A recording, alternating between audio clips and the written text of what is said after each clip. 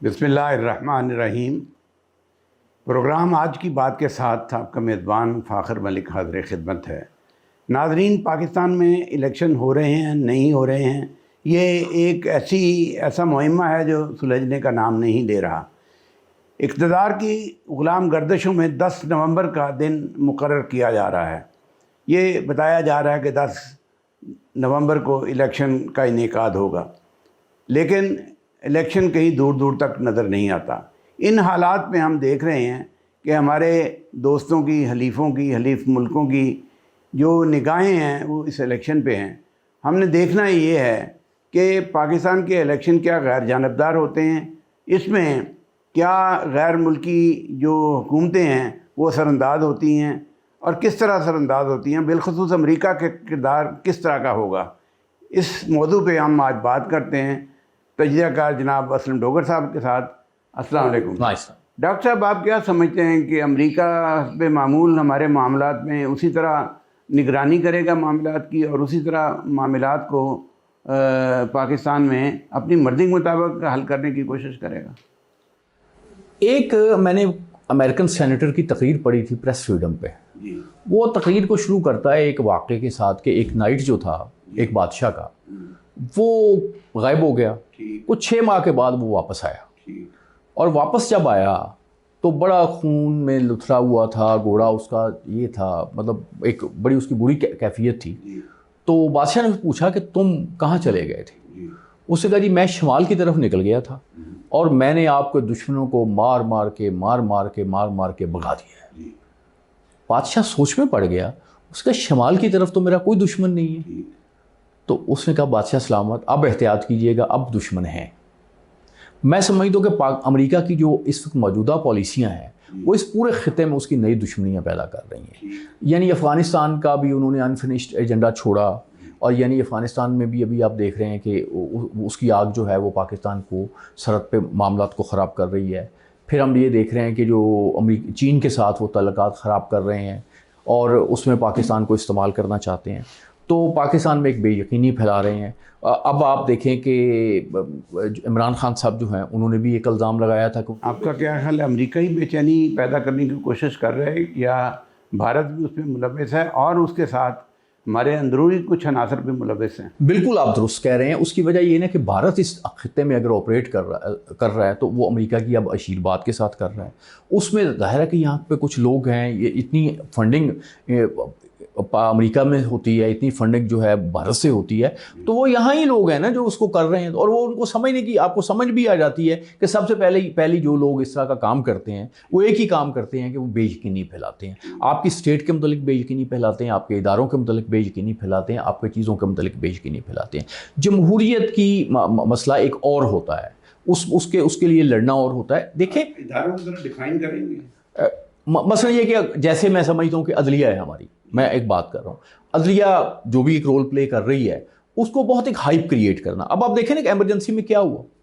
Emergency جب لگی India میں، اندرا گاندھی کو ایک سیٹ پہ انہوں نے ڈسکوالیفائی کر دیا تھا، اور اس کے نتیجے میں کیا ہوا، ایمرجنسی لگ گئی، اور سارے بیسک رائٹس یہ وہ، یعنی جس سیٹ سے اندرا گاندھی جیتی تھی اس سے عدلیہ نے اس کو یعنی کر دیا کہ یہ نااہل ہے۔ تو اس نے اس فیصلے کو ماننے کی بجائے اس نے سب کو رگڑ دیا۔ ہمارے ہاں تو یہ ہوا نا کہ یوسف رضا گیلانی صاحب بھی مان گئے، عمران خان صاحب بھی مان گئے، اور دوسرے لوگ بھی جو بھی فیصلہ آیا وہ مان گئے، وہ چلے گئے چھوڑ کے۔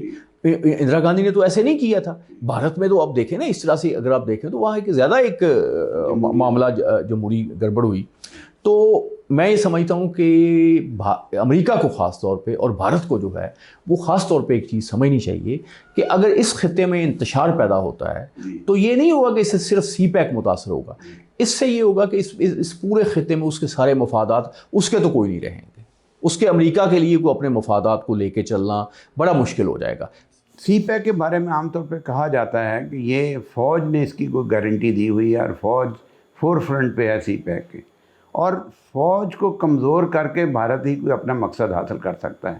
کیا ایسی بات تو نہیں ہے کہ بھارت نے بے یقینی پیدا کرنے کے لیے فوج کو سیاستدانوں کے ذریعے ٹارگٹ کیا ہے، یا جو جدید ہمارے ہاں ذرائع ابلاغ ہیں ان کو اس نے استعمال کیا ہے فنڈنگ کر کے؟ دیکھیں یہ تو آ بھی چکی ہیں چیزیں کہ بہت سی پاکستان کے خلاف جو کمپینز چل رہی ہیں وہ انڈیا سپانسرڈ ہیں. یہ ایک بلوچستان کے ہیں وہ انڈین سپانسرڈ ہیں. مشرقی پاکستان کا بھی ہے. یعنی وہ ایک زمانے میں جو کہا جاتا تھا جی وہاں بالکل کوئی نہیں, وہ ایک مسئلہ ہے. اب تو اوپن ہو چکا ہے کہ جی لاکھوں لوگوں کو, مکتی بانی کے لوگوں کو انڈیا نے ٹرین کیا, اور پھر اس کے بعد چیزیں پھیلائی گئیں.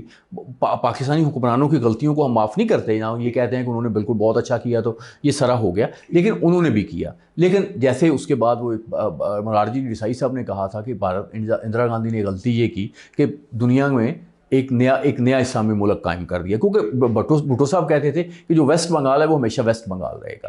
تو بات یہ ہے کہ اگر اس خطے میں مزید ایک انتشار پیدا ہوگا, اگر تو میں سمجھتا ہوں کہ پاکستان جو ہے اس میں امریکہ کے ساتھ اس کے تعلقات ہیں اور بڑے لمبی اس کی ہسٹری ہے. لو اینڈ ہیٹ کا ریلیشن شپ ہے, یہ ختم ہوتا نہیں آتا. وہ ایک کتاب ہے نا, نو ایگزٹ فرام پاکستان, تو پاکستان سے ان کا ایگزٹ تو نہیں ہے, ان کے مفادات بھی ہیں اور ہر طرح کے ہیں. تو امریکیوں کو میرا خیال ہے کہ چیزوں کو بڑی احتیاط سے دیکھنے کی ضرورت ہے.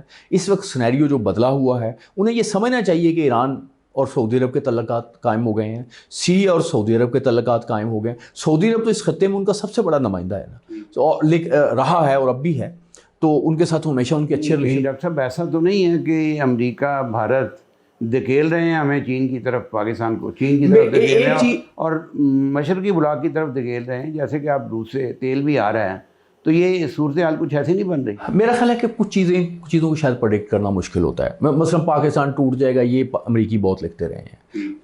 ایون روس سے بھی ایسی چیزیں آتی رہی ہیں کہ یہ خطہ خراب ہو گیا, یہ ہو گیا, یہ مسئلہ ہو گیا. لیکن آپ دیکھیں جب سوویت یونین ٹوٹا ہے, کسی امریکی بندے کو سمجھ نہیں آئی کہ یہ ہو گیا. اب آپ یہ خبریں تو آ رہی ہیں کہ امریکہ ڈیفالٹ کر رہا ہے, تو یہ بھی تو ہو سکتا ہے کہ امریکہ جو ہے وہ اس نے اس خطے میں جو فنڈنگ ہے وہ کم کر دی ہو.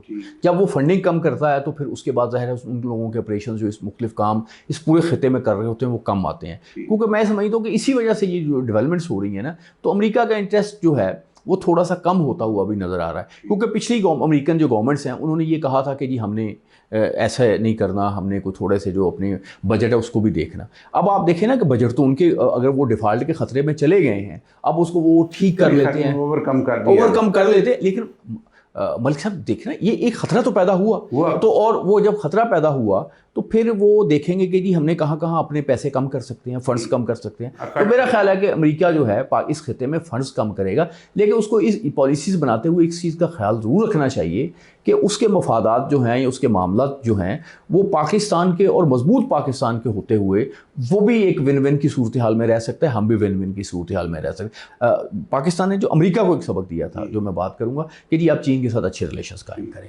کیونکہ اس صدی کا نکسن نے بھی کہا تھا نا کہ یہ جو ہماری یہ صدی ہوگی جس میں ہم اس وقت ہیں, یہ صدی چین کی صدی ہوگی. تو نکسن نے تو بہت پہلے پریڈکشن کی تھی. میرا خیال موجودہ جو امریکی حکمران ہیں انہیں بھی اس چیز کو سمجھنا چاہیے کہ جو ورلڈ پالیٹکس ہے اس میں اب ایک چین کا رول ہے, اس کو نظر انداز نہیں کر سکتے.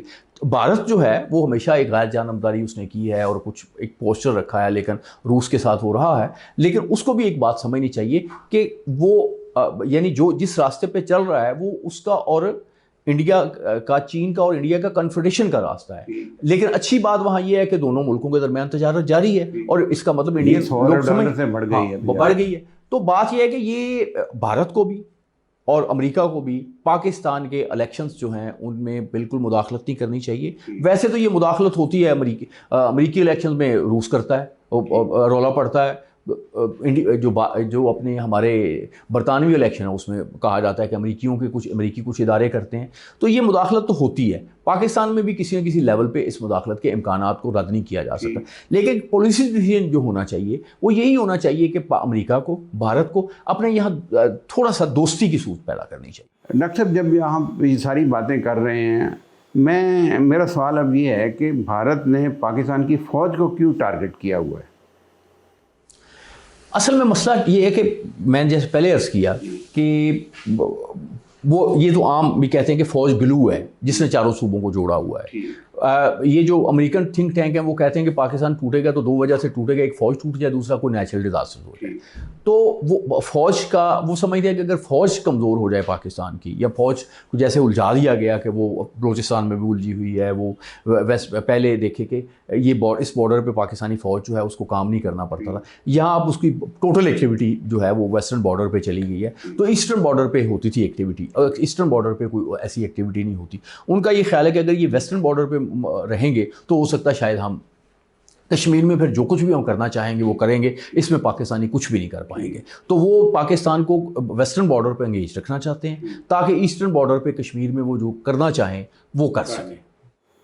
نہیں، جب یہ فوج کو ٹارگٹ کرتے ہیں تو ایک تو ان کا بنیادی جو آبجیکٹیو ہے وہ اس کو کمزور کرنا ہے. جب ٹارگٹ کرتے ہیں اس کے لیے جو چیز ہم دیکھ رہے ہیں کہ اب بلوچستان میں یورش جو ہے، اس سے پہلے کراچی میں انہوں نے ایک بڑی منظم کوشش کی تھی اور جس کو بالآخر فوج نے اوور کم کیا، اور ابھی تک اس کے اثرات باقی ہیں.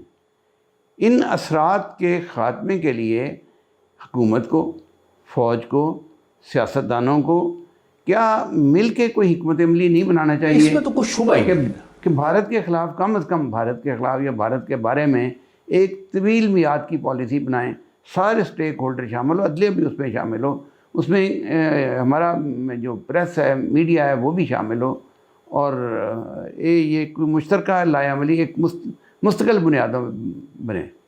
میں سمجھتا ہوں کہ ملک صاحب بہت سیریس سٹڈیز کی ضرورت ہے، بہت سیریسلی معاملات کو دیکھنے کی ضرورت ہے. میرا خیال ہے کہ نعرے جو ہیں، نعرے لگا کے ہم تباہی تو لا سکتے ہیں، نعرے لا کے چیزیں ٹھیک نہیں کر سکتے. ہمارے ہاں سیاسی نعرے لوگ بھی سننا چاہتے ہیں، لیڈروں کے لیے بھی یہ آسان ہوتی ہیں. چیزوں کو بیٹھ کے لیڈروں کو قومی ایک نقطہ نظر سے چیزوں کو دیکھنا چاہیے کہ اصل میں چیزیں کدھر جا رہی ہیں. اصل میں اگر فرض کریں یہاں بے یقینی پھیلتی ہے یا پولیٹیکل پروسیس خراب ہوتا ہے تو اس کا پاکستان کی جو سالمیت ہے اس پہ کیا اثرات مرتب ہوں گے. یہ بڑی سوچنے والی اور سنجیدہ باتیں ہیں، یہ تھڑوں پہ بیٹھنے والی باتیں نہیں. ناظرین، آپ گفتگو سن رہے تھے. پاکستان کے مفاد میں ہمارے سیاستدانوں کو، تمام سٹیک ہولڈر کو اکٹھا ہونا چاہیے اور ایک طویل میعاد کی پالیسی بنانا چاہیے. اسی میں ہماری بقا مضمر ہے. ہم سوچتے رہتے ہیں، نعروں سے نہ تو دل بہلایا جا سکتا ہے، نہ ملک چلایا جا سکتا ہے. ہمیں اس سوچ سے باہر آنا ہوگا، اپنے مفاد کو چھوڑنا ہوگا، ملک کے مفاد کو پیش نظر رکھنا ہوگا، تبھی ہم قائم و دائم رہ سکتے ہیں، اور اسی میں ہماری بچت ہے. ناظرین، اس کے ساتھ ہی ہمارا آج کا پروگرام ختم ہوتا ہے. میں جناب ڈاکٹر اسلم ڈوگر صاحب کا شکریہ ادا کرتا ہوں، انہوں نے اپنا قیمتی وقت نکالا آج، اور انشاءاللہ العزیز کل دوبارہ آپ کے پاس حاضر ہوں گے نئے پروگرام اور نئے موضوع کے ساتھ. اجازت دیجیے، اللہ حافظ.